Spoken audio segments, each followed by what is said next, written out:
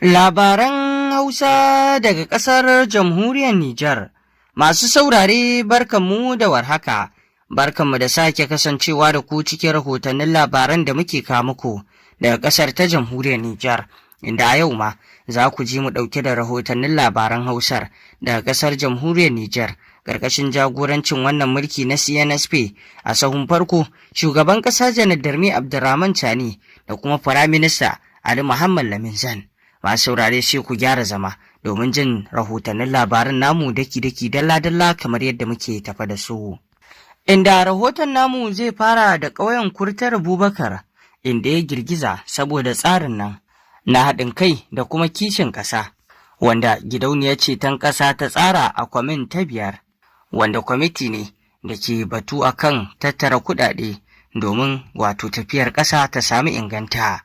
Kamar yadda aka yi kira, ko mu ce shugaban ƙasa ya kira wato tun a kwanakin baya kan batun ba da dala 20, wanda idan aka haɗa waɗannan dala 20 ɗin za a tashi kuɗi masu tarin yawa wanda za a yi taimaka wajen tafiyar ƙasa.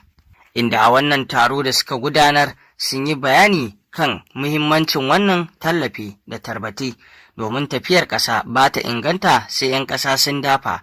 Inda babu shakka ɗaya daga cikin wanda wato yake jagorori a wajen wannan taro ya faɗakar a dangane da wannan tafiya ta ƙasa, musamman ma irin halin da ƙasar Jamhuriyar Nijar ke ciki na zagon ƙasa da makirci da ake mata, da kuma irin yadda wato ake neman a haddasa rashin tsaro da gangan a wannan ƙasa.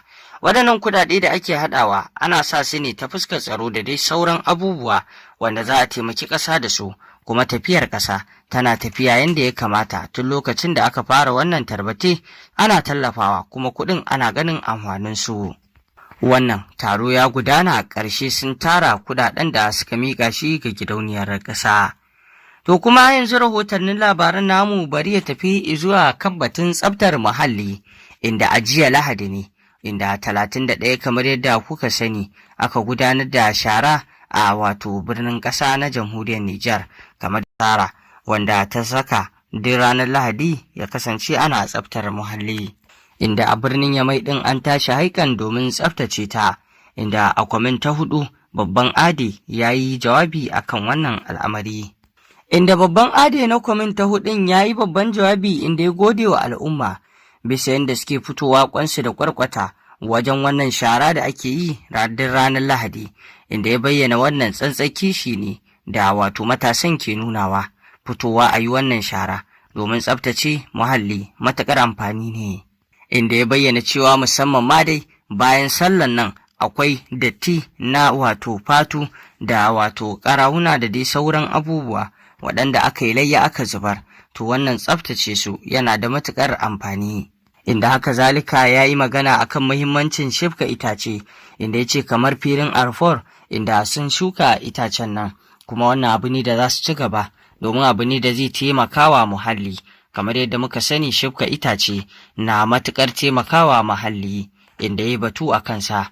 Babban ade ɗin ya yi cikakken jawabi wanda wato yake da matuƙar muhimmanci a wannan guri na shara da aka gudanar. Sannan ya yi kira ga jama'a a yi kula da wato itacen da aka shuka domin ingantuwarsu. Idan aka ce an shuka itace to na al'umma ne baki ɗaya, ba wai kula ce ta hukuma ko wasu ba.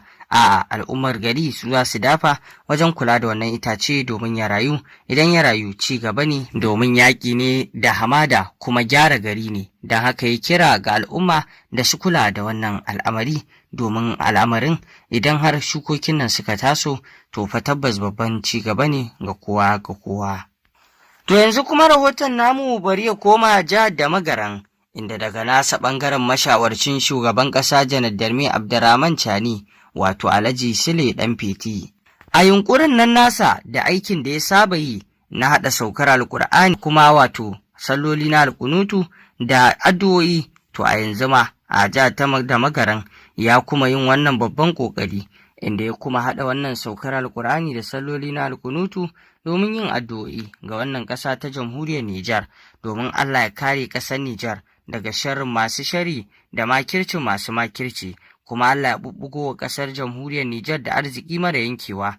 Kamar yadda kowa ya sani, addu'a ita ce makamin mumini, kuma addu'a an ga matuƙar amfaninta a wannan ƙasa ta Nijar tun lokacin da abubuwa suka fara wakana, kuma kazalika addu'o'in su ne waɗanda za su yi maganin wato duk wani wanda yake neman kawo ta da zaune tsaye a wannan ƙasa ta jamhuriyar Nijar.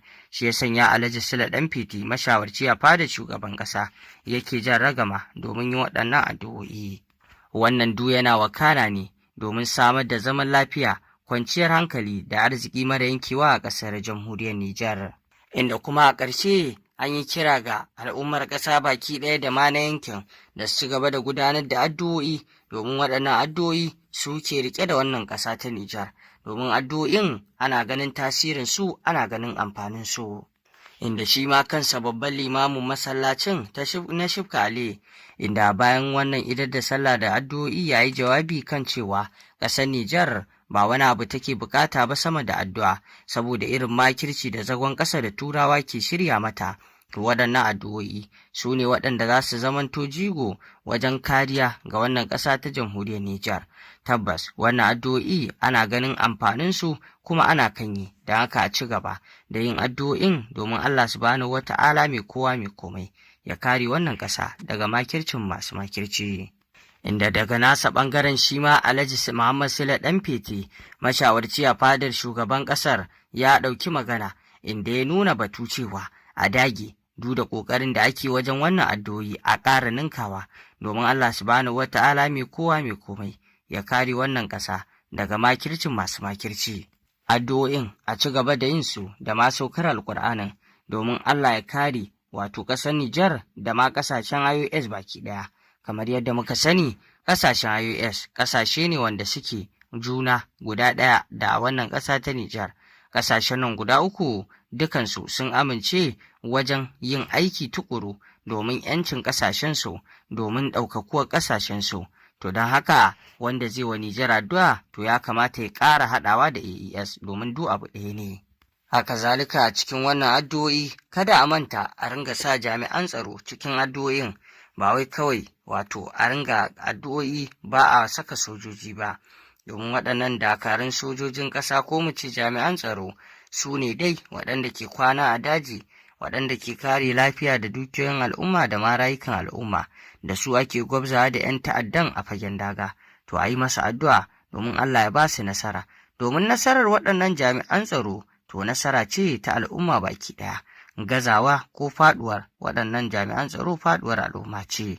Da haka muna roƙon Allah subhanahu wata'ala ya ƙara kare jami'an tsaro, ya kuma ƙara ba su nasara kan waɗannan 'yan ta'adda da suke gwabza da su. To masu saurare, ƙarshen rahotannin labaran Hausar kenan da muke tafa da shi. Ku ci gaba da bibiyar wannan tasha tamu domin samun rahotannin labarai akan abubuwan da ke faruwa a duniya baki ɗaya. Ku dangwala mana alamar subscribing, sannan ku danna alamar ƙararrawa, domin hakan ne zai ringa ba ku damar samun labaranmu